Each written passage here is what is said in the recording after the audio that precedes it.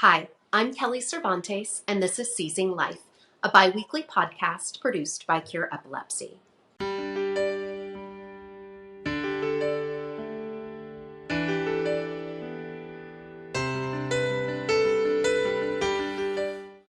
Today, I'm delighted to welcome Cindy and Elvin Angelo to the podcast. Cindy and Elvin's 3-year-old daughter Vera was born with Sturge-Weber syndrome, a rare neurological disease which has caused Vera to experience seizures for most of her young life. Cindy and Elvin have been public with their family's challenges and in doing so have raised awareness around Sturge-Weber and epilepsy. They're here today to discuss their journey with Vera and the connection between epilepsy and Sturge-Weber syndrome. Cindy, Elvin, thank you so much for joining us today. Hi, thanks for having us.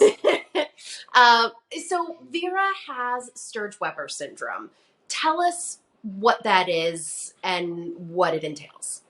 Yeah, absolutely. So Sturge-Weber syndrome is a malformation of blood vessels that appear in the face, and your eyes, and your brain. Basically, when Vera was born, her blood vessels didn't form properly, and they formed on her face, so it actually created a birthmark on the right side of her face. The blood vessels also wrapped around her eye, which caused glaucoma, so she deals with that. And then it also wrapped around different parts of her brain, which causes a slew of different issues, from muscle weakness to epilepsy.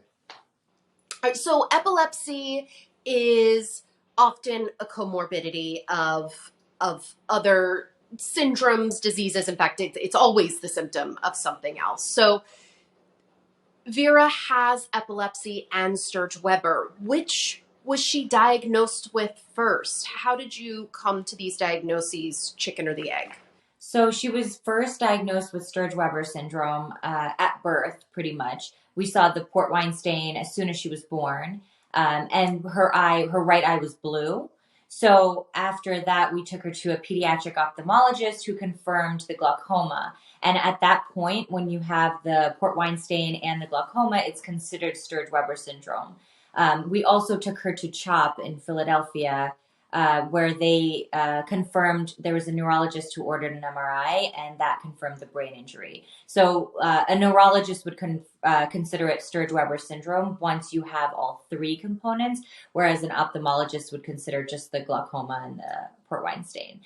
So the MRI did show a brain injury in the occipital lobe, and we were kind of alerted that she might have seizures, but nothing was confirmed because it varies so much with every child. So some kids never have a seizure in their life with having Sturge-Weber syndrome, and it's really hard to place when it will happen or what it will look like. So we just knew that it might happen, but we didn't know when. And so when did it unfortunately happen?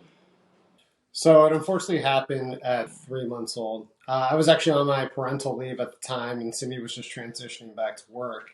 And I think it was the second day I started noticing her eyes switching, rapidly moving back and forth, and then her wrist as well as her foot were also twitching. So I called Cindy immediately and just told her what I was seeing. I sent her a video.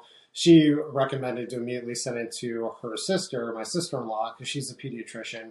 So we sent it to her, and she basically told us that she thinks it's seizures, but we should definitely contact our neurologist. So we reached out to our neurologist at the time, and he immediately told us to take her to the ER. So we took her to the ER, and we were there for 6 days. And immediately upon diagnosis, she was diagnosed with epilepsy. Yeah, that was, my gosh, that was January 24th, 2019. I remember the date. I mean, you never really forget those like really impactful moments. But it was so casual the way that the neurologist, she called us to our hospital room after Vera was on the EEG, and she goes, "Yeah, it's epilepsy." And I was like, what? Just so casually, she was like, she's having hundreds of seizures. She normally would read for about 24 hours on an EEG before treatment. But with Vera, she decided to start treatment right away because she was having hundreds of seizures over and over again, and she wouldn't stop, and she was only 3 months old. So, the right thing to do was to just start the treatment, and then, they started her on Keppra. So that's terrifying that you're like bringing your child into the hospital and they're moving forward so quickly because of the volume of seizures. So she gets started on Keppra. Did that work? What was that journey like for you over those next few months? The thing with brain medicine is it usually can take about a week or two to start taking effect fully.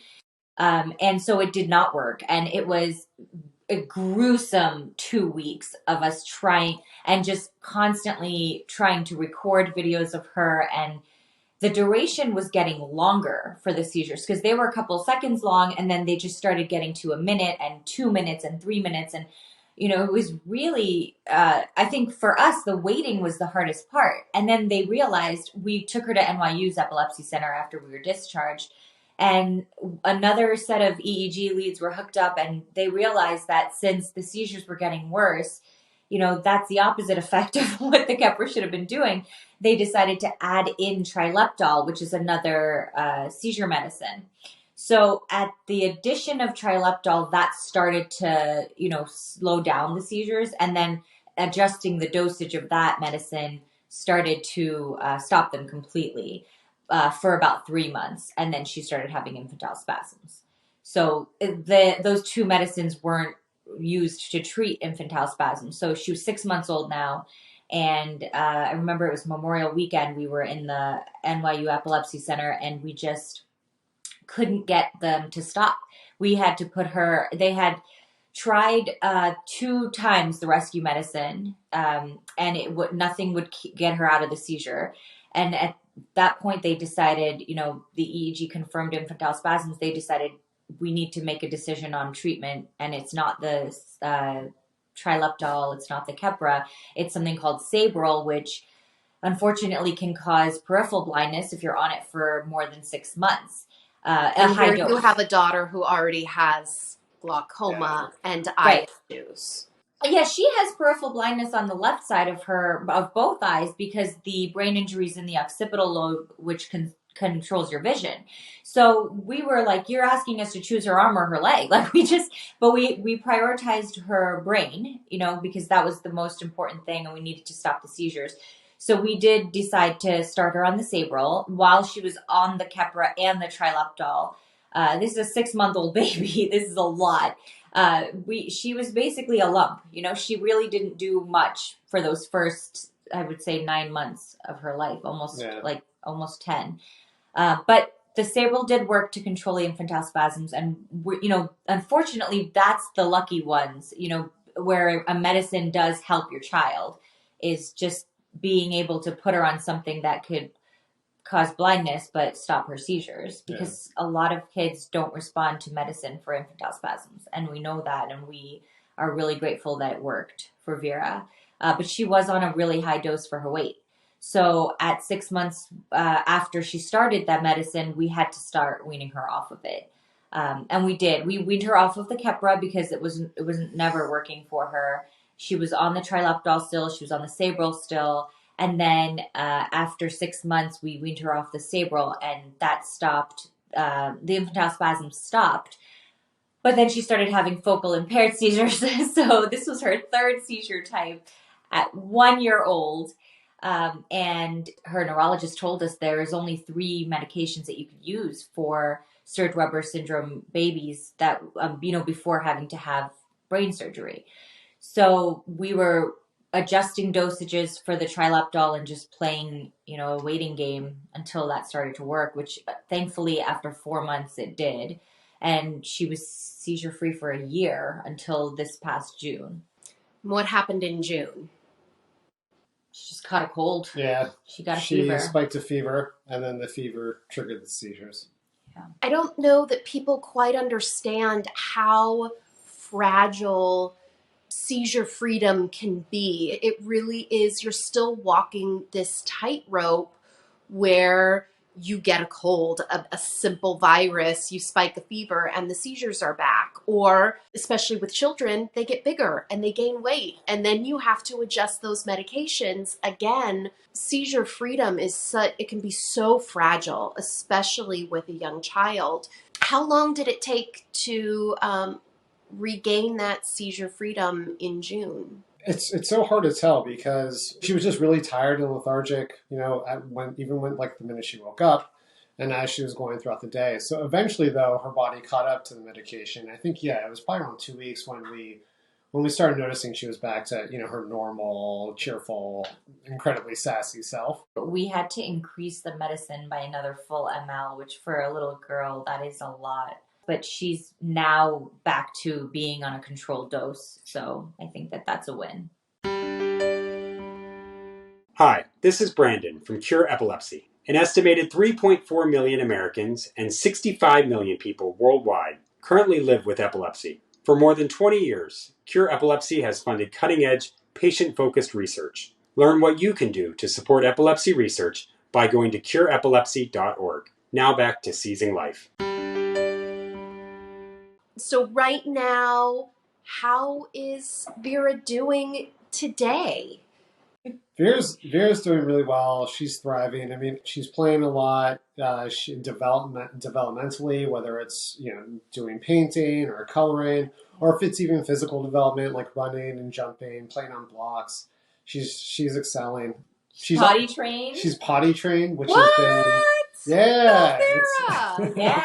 It's been amazing. It's been a bit of a struggle, but definitely amazing. Yeah. She is sassy and opinionated for sure. I'm so lucky to have been able to see that firsthand. So are Vera's doctors able to give you any sense of a prognosis as to what they think her future will look like? So the prognosis tends to be poor in regards to Vera's condition, and that's mainly just because the doctors don't really know.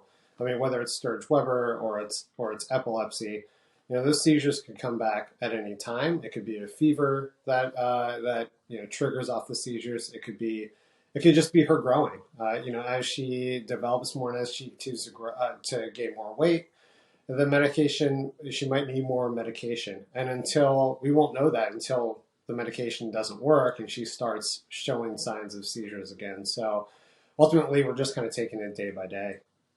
Yeah, and the one thing that we've learned is as she has cognitive spurts, as she's growing, her brain is growing and making new connections, and the seizures are making new connections too. So what's happening is she's been having different seizures. They're presenting in different forms, and they're varying in lengths and they're varying in severity. For example, infantile spasms is a medical emergency. That's a really dangerous type of seizure that she had for those 6 months that she had them. The tonic seizures she had before, the focal impaired now, they're all presenting in different ways. So we're never really going to be prepared for what is it ever going to look like, and how long is it going to be until she comes out of it and regains consciousness. So and some kids don't ever have a seizure. So this is the problem, is they're not able to ever let us know. And we ask every time and they always say, oh, Vera's doing great. And how will Vera be doing in the future? Nobody knows. So we're in this constant limbo of being ready, almost for anything, especially when she does something really amazing. Like she took her first steps and she had 30 seizures that day. And I think that happened when she crawled. That happened with her first words. Yeah. So we're always on high alert for every milestone. Unfortunately, we're so excited for her. And then we always have it in the back of our minds, in the pit of our stomach, that we have to be ready to go to Epilepsy Center in NYU because this could be, another week-long stint of seizures. The back of your minds and the pit of your stomach. I feel that one in my soul. When you have a medically complex child like Vera, finding that community and finding that support system is integral for having a mentally healthy family. How did you go about finding resources and other families to connect with? Through social media. I mean, everybody is constantly posting and outreach and doing fundraisers and trying to get the community to, listen and hear what we're trying to say and how we need the research for finding a cure for these conditions. And so I would look at the hashtag for Sturge-Weber syndrome and for epilepsy and see what other people are posting and how they're coping. And I found a few moms. I found, we ended up with knowing 3 women who have Sturge-Weber syndrome themselves. And they're all over the place. There's one in the UK. There's, 2 in the United States. And I think that is where we reach people the fastest, is just online and through these support groups on Facebook for the Port Wine Stain. We met a ton of people after we did the donations for Vera's first birthday for the Cure Gala too. I love that. I love that, I have a love-hate relationship with the internet, as I think most of us do, but this is one of those places where, it really helps, that you found someone in England, like you never would have met them in your regular life if not for these connections. Yeah. So how was it that you found Cure Epilepsy? So we both work at Salesforce, and we have something called Ability Force, where we connect persons with disabilities or their family members with disabilities to different causes and try to help us, with volunteer work or with donations. And my mentor, when I first started Salesforce, had done a Hamilton fundraiser in Chicago.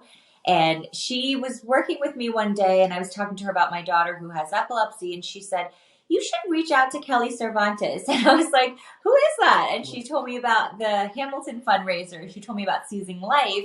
And she said, "I really recommend you listen to her podcast and read her blog and maybe even reach out to her. She's really nice." So I listened to the episode on infantile spasms, and I was just crying my eyes out. I texted Elvin. I said, "You got to listen to this podcast." And it was right after Vera was diagnosed with IS. So for us, that was so close to home. So I emailed you, and you actually responded. I was like, "Oh my gosh, you responded." I was so happy. And so I remember your email, and I still have it. You had said to me, it was, it was great to connect, and it's unfortunate that we have this awful thing in common. And I was like, yeah, that's completely true. But the support and knowing someone else is kind of understanding more of what you're going through, and also has like just the same, where it's like we're on the same side against this bad guy. The seizures and the epilepsy are the bad guy, and we're kind of united to help kind of just cope with that and deal with whatever we have to deal with. Yeah, it's this crappiest club to be a part of, but the people who are members are just the most incredible people that you will meet, and for that I'm grateful. So you just had a second child who is giving Vera a run for her money in the cute department. What was that journey like? I have to imagine that, choosing to have a second child and then being pregnant and the fears that sort of came along with all of that. What was going through your mind? We were definitely scared. I mean, it took us a while to even decide to even try for a second child. Yeah. Just because of the experience that we had with Vera. Vera's syndrome, Sturge-Weber, it's congenital. So there was no way to trace it back to us, to our genetics, to know that it was there before Vera was even born. You find out if you have Sturge-Weber at birth. So for us, having it's not something you can test for in utero. Exactly. Or do IVF and test an embryo or anything like that. It is just you find out when the baby's born. Exactly. And it's also an incredibly rare condition. And thinking back to it being so rare and just some of the conversations we've had and talking about having another kid, I feel like a thought that's always come through my mind is that, oh, well, it is so rare. What are the chances of your second baby getting it? But the fact that it happens, and it happens to a lot of people that we now know through Cure and through different social networks, it just makes it that much more scary. But we always wanted 2 kids. We always wanted a boy and girl, and we didn't want our experience with a rare disease to prevent us from having, one of our goals, what we wanted. We grew up with siblings, and we wanted that for our child as well. And we just thought it would be, we envisioned our life to have at least 4 of us, where we would have Vera playing with another sibling, regardless if it's a boy or a girl, but just have allow Vera to have somebody to grow up with. And that's ultimately, once we realized that, it was a hard decision, but it was also the right decision. We did the normal genetic testing when you're pregnant. We did do that. The recommendation was that we tested Vera also with some blood work, but I didn't want to subject her to that because she has to take blood work often for her seizure medicine levels, to just make sure that it's at a therapeutic level. And it's just awful. So I realized that it wouldn't change what was happening with this baby, whether, the baby had a condition or not. And also we saw firsthand that there was no way, all of my testing for Vera when I was pregnant with her were normal. So I realized that even if everything came back normal and we put her through additional testing and we did anything else on me, the baby could end up having something that you couldn't test for. So we made that decision to not even bother with it. We just basically had 9 months of anxiety on top of the already having anxiety. But when he was born, he came out perfectly healthy, and he's been healthy, knock on wood, so far. And so I think the chances of lightning striking twice on us is probably really low. Now, do you have any advice for other parents out there who are in those early stages of navigating an epilepsy diagnosis or a Sturge-Weber diagnosis? Yeah, I think talk about it. I mean, we were really, really nervous to talk about it with anyone when Vera first got diagnosed. We were scared to say it out loud. We were scared just of even the stigma of seizures and epilepsy, and I think also of just her birthmark and her glaucoma too. But we really were worried about what would her development look like. Because I think when you're a parent, you often go straight to, oh, will she walk early? Will she talk early? Will she do this early? It's always early, early, early. And everything for Vera has been, 6+ months behind. So for us, there's that little bit of, hesitation of saying it out loud and making it be real and then having other people know. But once we started talking about it, once we, listened to the podcast and we started talking to other parents on social media, we really felt supported. And honestly, just like taking help from family members of making meals for us while we're in the hospital and, or bringing us clothing, because we, you're there for so long and you're on like sharing a couch. And so we started packing an overnight bag and keeping it in the trunk for clothing for all three of us, snacks for all of us, some toys for Vera, adult coloring books, like anything that we could think of to help us just stay calm while we're in the hospital. Those were all things that really helped us stay prepared. And then we keep a log. We record her seizures in 2 different ways, which I would recommend for people who are not that, who are new to this. We would videotape her and upload it to our drive and send it to the neurologist. But we also kept a log on our notes app that we share with each other. So as soon as we see something that looks like a seizure, we record the date and time, we record what we're observing, and then we put the duration. So how long was she unresponsive? And then we keep that running log, and we'll take a screenshot and send it to the neurologist, or we bring it with us to the epilepsy center or the hospital, because your mind is frantic and you're not really thinking about how long that was. And honestly, 10 to 15 seconds feels like years when your child is unresponsive. So we really need to start timing it, and we need to keep that log, just keep ourselves honest. Yeah. And then also to be able to track, are they getting worse over time? And then if she's having clusters of seizures, it hasn't been over 5 minutes, because if it is, then we need to administer the Diastat, which is rescue medicine, to make her come out of the seizure. I love that's something that, like, through the notes app that you can share. So that's something that, you can both reference and look at when you need to.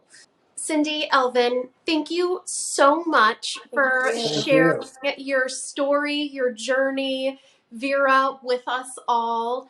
It means so much, and I think it's going to mean a lot to the next family, the next Cindy, who is, nervous and walking these first steps for that child that has infantile spasms or Sturge-Weber. So thank you so much.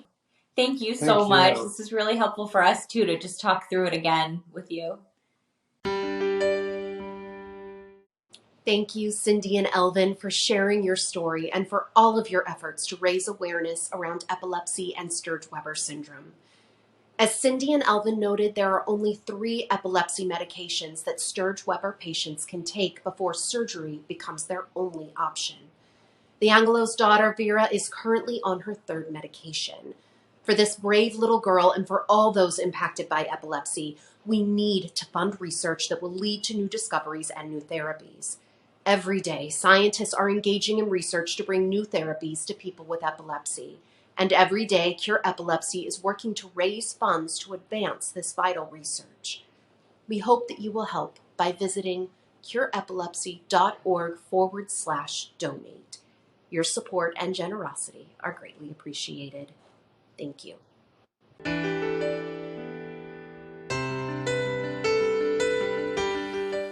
The opinions expressed in this podcast do not necessarily reflect the views of Cure Epilepsy. The information contained herein is provided for general information only and does not offer medical advice or recommendations. Individuals should not rely on this information as a substitute for consultations with qualified healthcare professionals who are familiar with individual medical conditions and needs. Cure Epilepsy strongly recommends that care and treatment decisions related to epilepsy and any other medical conditions be made in consultation with the patient's physician or other qualified healthcare professionals who are familiar with the individual's specific health situation.